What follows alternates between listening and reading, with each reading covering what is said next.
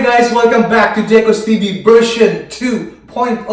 For today's vlog, gagawa tayo ng beef stir fry with asparagus. Gus-gus! Ito pang inaantay natin. Huwag kang aalis dyan. Pag umalis ka, alam mo na kung anong mangyayari sa'yo! Let's go! Okay mga ka-jamming, siyempre imamarinate natin yung ating beef. Ako iniwa ko lang siya ng ganito, ang maliliit, para at least hindi siya mahirap tutuin. Siyempre, lagay natin ito yung stir fry original sauce, may Kikkoman to. Lagay lang tayo ng konti. Katulad ng sinasabi ko, huwag natin masyadong lalagyan. Siyempre, Kikkoman, soy sauce yan din. Okay. Tapos, siyempre, maglagay din tayo ng oyster sauce. Masarap yan. Ano naman tayo mga ka-jam, hindi tayo mapapaya sa ating mga ginagawa. Siyempre, lalagyan din natin yan ng pepper. Diba? Tapos, lagyan din natin siya ng pampakik. Siyempre, mga ka-jam, mas masarap yan. Yung medyo maangang-anghang. Kailangan na pala natin bumili nito. Anyway, lagyan din natin siya ng onion powder. Tapos, may garlic powder. Tapos, ano pa ba? Natin ng asin ng konti lang. Konting-konti lang mga ka-jam. Siyempre, lagyan natin ng sesame oil. Diba? Tapos, haluin natin yan para mag-mix dun sa lahat ng beef natin. Imamarinate natin to mga ka-jam siguro ng like, ano bang tawag dito?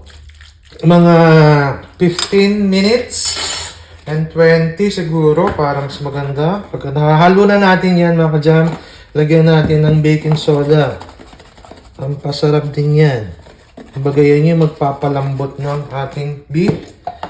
Siyempre, hindi mawawala din ang ating cornstarch. Siyempre, konti lang din mga ka-jamming.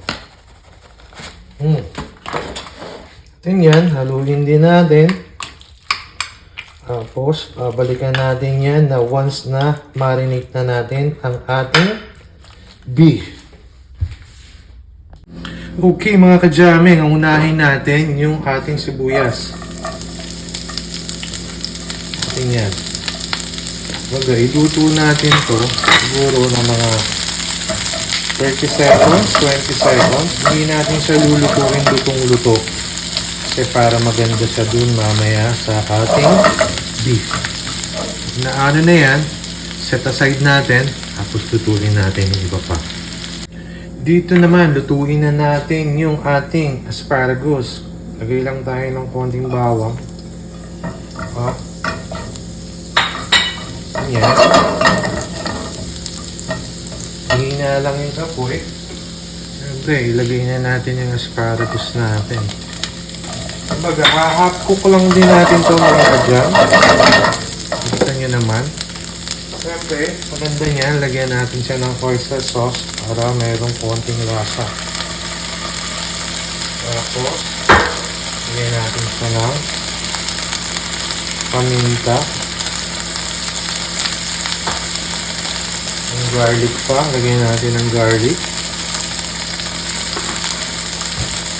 Half-cook lang natin mga ka-jam.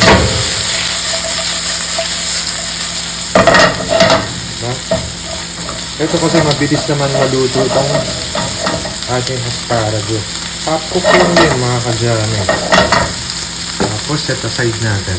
Okay, pwede na rin natin isabay pagkatapos lahat ng mga iniluto natin. Pwede na natin itong ilagay itong beef natin. O kasi minarinate ko na ito para at least mas masarap siya.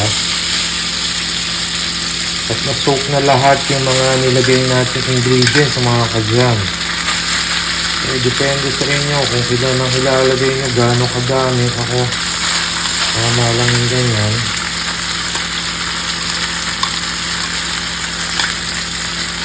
Ayan,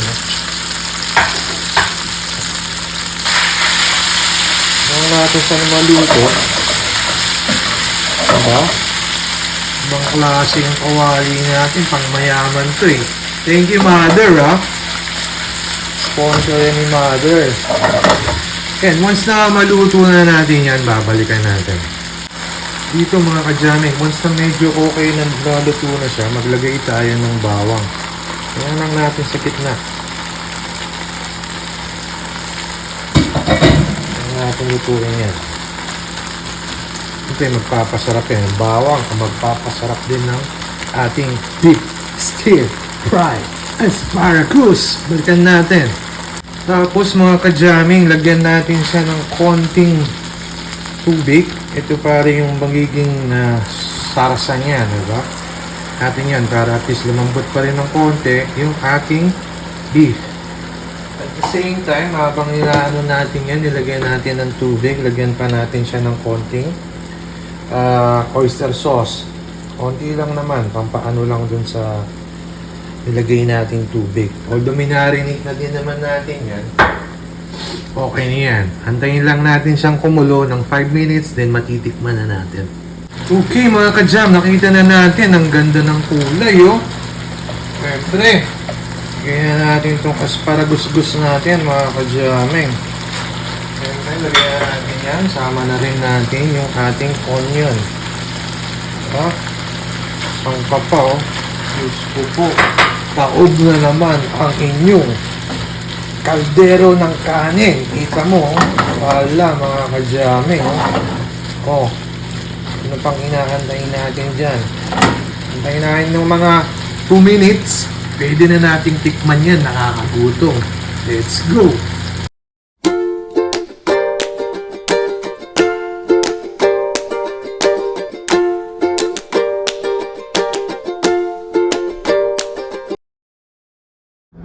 At yun, siyempre, pwede palagpasin yan. Diba? Maglalagay tayo ng kanin dyan. Feeling ko mauubos to mga ka-jamming. Grabe. Siyempre, yan na. Ano natin yan. Tatakubang mga kaldero natin dito mga ka-jamming. Yan na po. Gusto po. Yan na. Oh. Siyempre, ang unang subo. Nagkakasubuan na. Oops! Sa inyo, mga ka-jam. Oops, sorry. Nagagawa.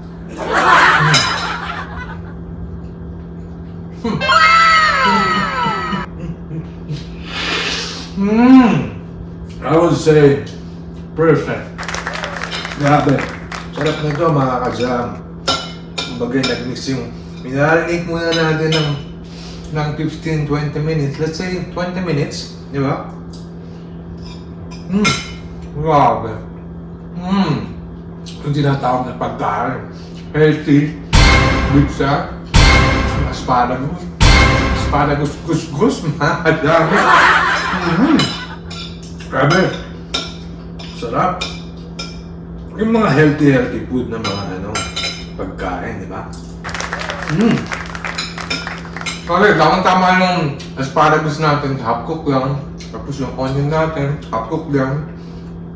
Yung beef natin, yung ginawa natin, siguro it takes like 10 minutes yung beef natin kasi hiniwa ko na siya ng maninipis para madali siyang maluto. Anyway, manipis lang naman ito mga ka-jamming. Sarap, grabe. Grabe. It turned out really good, I would say. Yeah. Sorry, sobrang sarap. Diyos ko mga ka-jam. Hindi ko alam kung ano. Sarap. Ayun, kung nagustuhan mo itong video to, don't forget to subscribe, hit the notification bell para updated ka sa mga susunod kong vlog. Tapos patuloy pa rin tayo magpasalamat araw-araw kay God. Sinusuportahan na tayo sa araw-araw. Nililigtas na tayo. Dapat tubayan, ginagrade na tayo sa lahat ng mga bagay araw-araw. Patuloy tayong mahalin natin ang kapwa natin. Wala tayong pinatapakan. Walang niloloko. At ang importante, marunong ka ng respeto sa ibang tao. Okay mga kajam, hindi ko na kayo patatagalin, titirahin ko to of the God always bless you mga kajame. Till next time, see you, bye!